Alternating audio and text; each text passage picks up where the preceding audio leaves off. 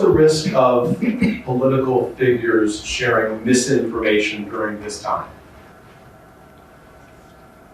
Those who do it to try to damage the administration. Well, we can take care of ourselves.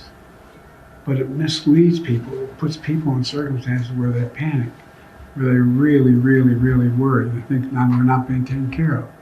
And it really is, it's going to sound, use an old phrase, it's un-American. It really is. People are scared to death